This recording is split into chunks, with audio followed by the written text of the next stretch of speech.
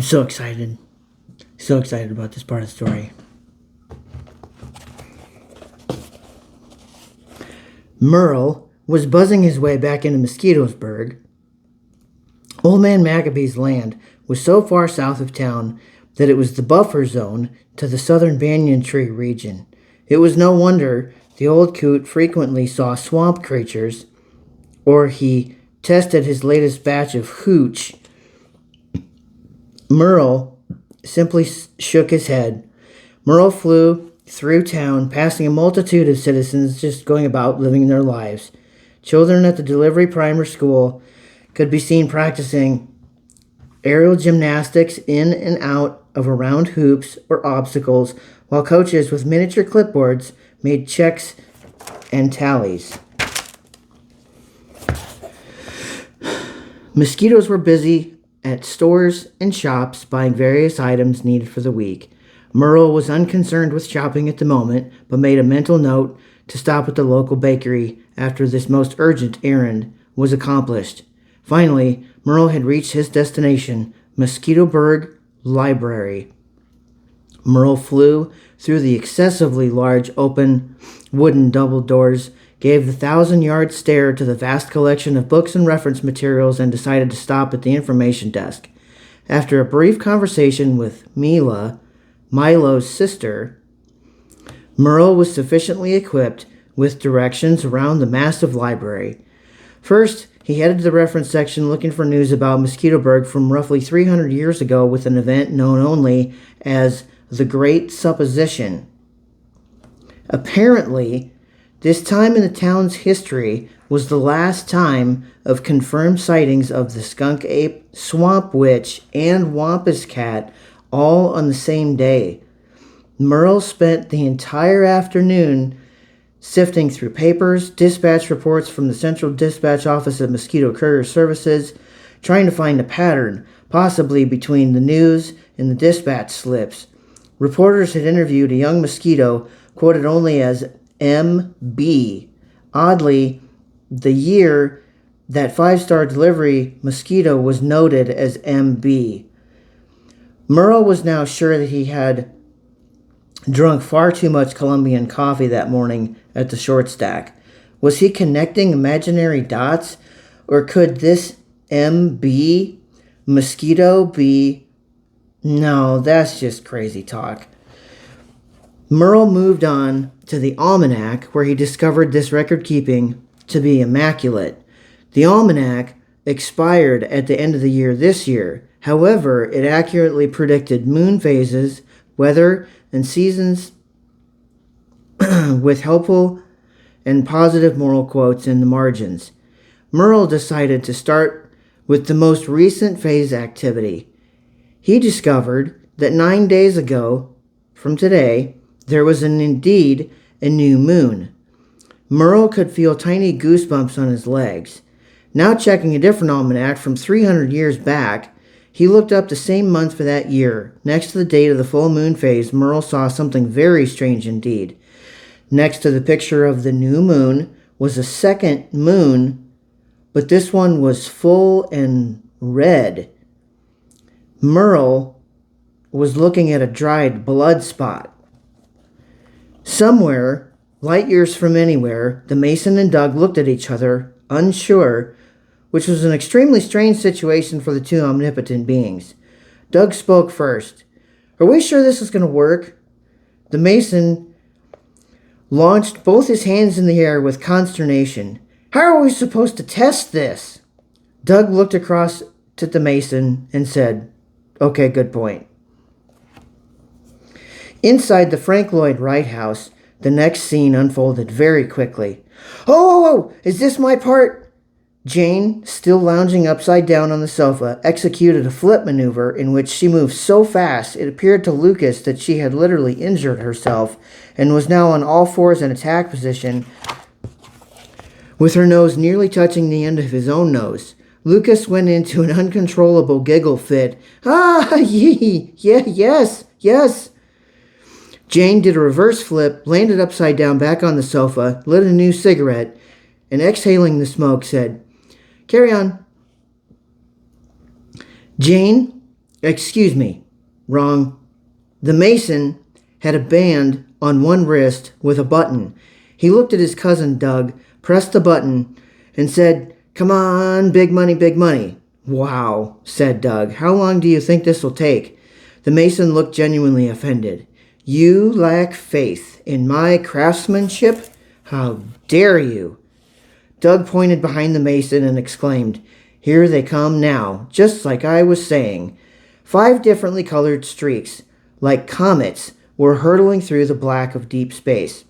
Rainbow, silver, red, brown, and pink were flying in tight formation as the 6th blue streak joined their ranks. All 6 androids flew quickly and rushed towards the mason and Doug, suddenly slowing, taking hovering positions around the massive materials cooking pot. The mason, this time from a place of sheer joy, raised both hands in the air and pumped his arms like pistons in an almost inaudible whisper, saying to Doug, "Raise the roof." Doug replied, "Are you through?" The mason pantomimed washing his hands. "I'm just excited." Doug asked, "So what if they accidentally break?" The mason looked annoyed. "So you think I build junk, huh?" Doug replied, "Just get them ready, please." The mason couldn't believe his good fortune with the retort from his cousin. "We're all waiting on you."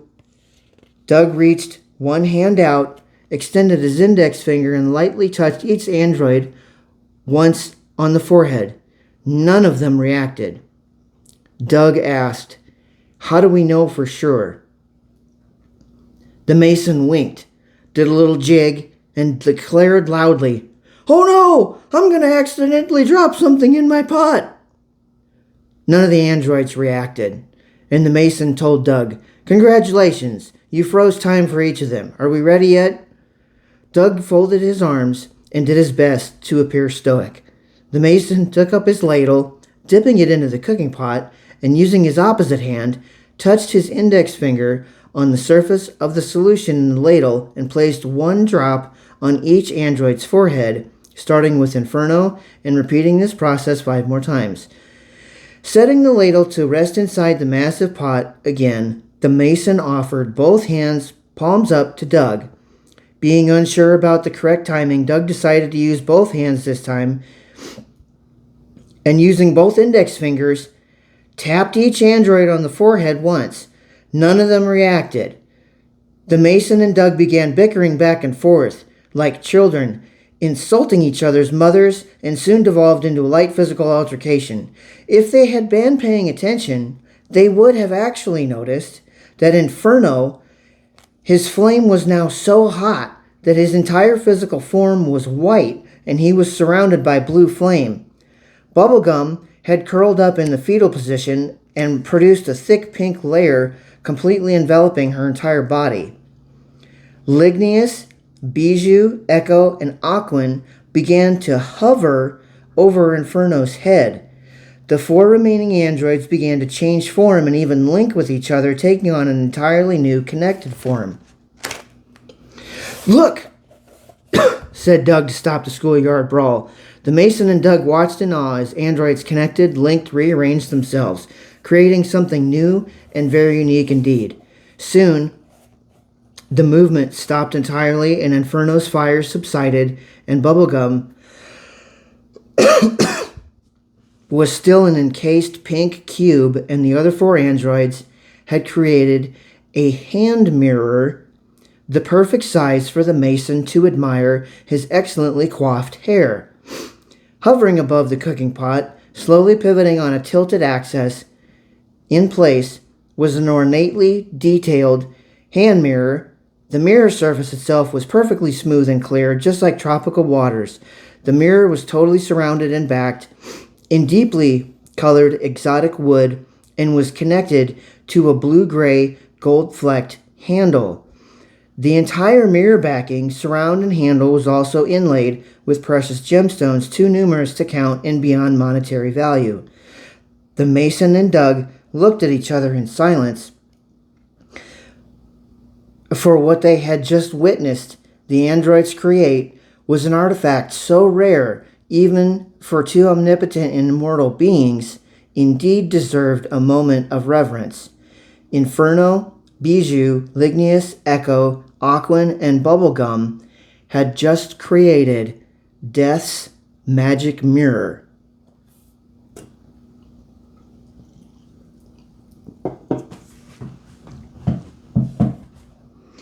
Inside the Frank Lloyd Wright house, upside down on her sofa and chewing popcorn, Jane repeatedly snapped her fingers at Lucas. "Yes, it's your part," he said, smiling. Jane scrunched up her nose and gave a grand flourish of her hand to indicate to her favorite person ever to carry on. Doug was the first to break the awed silence with an obvious question. "Okay, I get the mirror, but you have a burnt-out matchstick and a piece of gum left over." The Mason carefully picked up Inferno by finger and thumb, shielded him with cupped hands, and gently blew on him. Inferno's head was alight, and indeed, he did look like a burnt matchstick.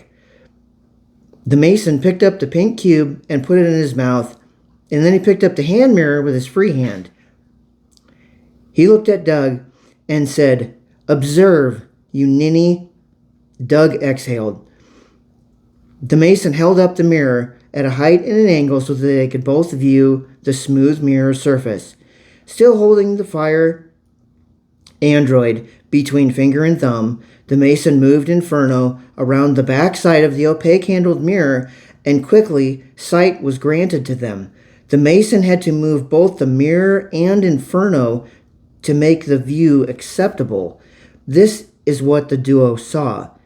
Inside of a hospital room, with the help of life support, was a young girl in a bed with her parents and family near and toys and stuffed animals even closer. The Mason moved the mirror and Inferno around until he found what he was looking for, the black, cloaked skeleton figure himself, Death. The Mason spoke so loudly at the mirror, he said, "Hey, coffin shaker, what's up?" Death, at the foot of the girl's bed, looked directly through the thin air over to Mason and Doug, who was clearly now agitated. "My number is unlisted for a reason, you guys," Death stated. Doug pulled out of sight of the mirror and silently signed with his fingers the word "Wow," with W's around his open mouth and his O for his mouth. "What do you need?" Death asked. "Wait," restarted Death. "Mason, I swear, if you ask me about your comic books again, I will stop collecting and reaping these souls and let them pile up. For the last time, you melted all your comics to make that wooden toy of yours." The Mason and Doug panicked to think of a valid reason to bother their cousin Death. "I'm at the foot of this girl's bed because she is close, but not quite yet, so I have all the time in the world," said Death. The Mason and Doug were silent. Death could read the writing on the wall and said, "This is unbelievable. You create life, and life creates more life, and guess who cleans everything up?" Death was now using a very schoolyard mocking tone. "Comic books, I'm changing my number." The magic mirror was again simply a mirror. Doug said, "Well, that was productive. Now what?" The mirror set the jeweled mirror and Inferno into the cooking pot. "Well," said the Mason, as he spit the pink cube into the pot as well, "you want to play chess?" Next scene. Baptiste and Benoit could tell by the height of the moon and the horizon and by the pattern of days that had been passed that tonight was the night of Old Man Maccabee's longest running and most secret moonshine customer delivery. The date of the year was currently unknown, but crocodiles were relatively simple creatures and could not keep time. Baptiste and Benoit were for sure knew that the year the young man Maccabee took them from the wilds of the swamp and that the year was roughly 300 years ago. Maccabee mixed the last of his deep swamp herbs in a cup with 1/4 ounce of his own moonshine and thirstily drank it all. He then affixed 2 screw-top flasks, one to Baptiste, one to Benoit, and unchained them from the post buried deep in the yard, and flew behind them holding the chains as one would walk 2 dogs. The trio had made this trip many times in the long years they had been together delivering moonshine. They were on a moonlit journey way down deep inside the southern darkness of the great Ickybog Swamp, where the cypress trees stop and give way to the wild banyans that speak grown-folk language. Ironically, if Maccabee had left his property a few minutes later, he would have witnessed something extraordinary. On one edge of his land was a murky stream, and waiting for opportunity were a pair of glowing green eyes that were mystically smoking green mist. The massive 5-legged feline began pad-pawing out of the stream. Its shoulders and hips moved rhythmically as if dancing. The huge cat stopped at the chain posts and sniffed. Satisfied, the panther-like animal slinked directly to the chicken coop. The Wampus cat raised one massive clawed paw and took aim to knock the door clean off the frame. Suddenly, the Wampus cat was hit like a freight train squaring between its 2 sets of shoulders and its rib cage. The knockdown, drag-out scrap that ensued only lasted a few minutes, but the aftermath looked like a hurricane had ripped through Old Man Maccabee's property. How fortunate for the chickens that the skunk ape just happened to be nearby. Somewhere, light years from anywhere, the Mason and his cousin Doug were in the middle of a robust game of hyperplane chess. The Mason's massive cooking pot was in the vicinity, happily bubbling away. Old Man Maccabee, with the 2 overgrown ancient crocodiles, reached a section of the great Ickybog Swamp that was so connected by limbs of neighboring banyans most folk turned away. Maccabee cleared his tiny throat and began speaking in the language of grown folks. Hokahovyer Benura, Kamis Donov Simuesme. Slowly but surely, the sounds of creaking wood and snapping and recoiling vines could be heard. What at first looked like a great woven fortress gate was reforming itself into a tall wooden archway for the trio to pass through. Before they were completely past the archway, Old Man Maccabee flew down and tickled Baptiste and Benoit behind each of their ears. In the 2 square miles surrounding them, every plant and animal could hear the huge ancient crocodiles bellowing. The banyan trees once again began to shift and move, reforming the massive fortress door across the path. Inside her bewitched 4-leg house, the swamp witch said to herself, putting one hand to her ear, "Ah, must be time for soup." Having just taken a few days since his discovery at the library, Merle still had no clue how to deal with or even broach this subject so it could be properly handled. In one instance, we were dealing with 2 ancient and 1 supernatural feral creatures, each of which could maim, eat, poison you, or worse. Not to mention that crazy old goat Maccabee seemed completely unaffected by the imminent danger of the impending situation. Also, what was the connection with MB? Surely that could not be one and the same nutty old mosquito that ran the enormous still on his land. Merle felt very discouraged, as if his tiny heart would burst from an abundance of questions and having answers in a state of famine. Merle cleared his hot, scratchy throat and a decision, possibly a very bad decision, to go talk to the one person in Mosquitoburg who knew the most about everyone and everything, Milo.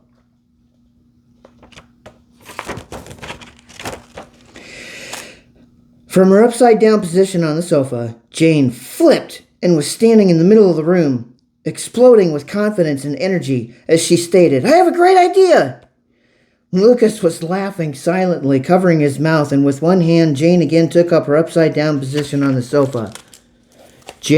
Lucas, still chuckling, asked, Are you okay? Jane lit a new cigarette and replied, Of course. I was just using restraint. Remember? Like we talked about. Lucas could not believe his ears and said, Good job. Jane scrunched up her nose at him from across the living room.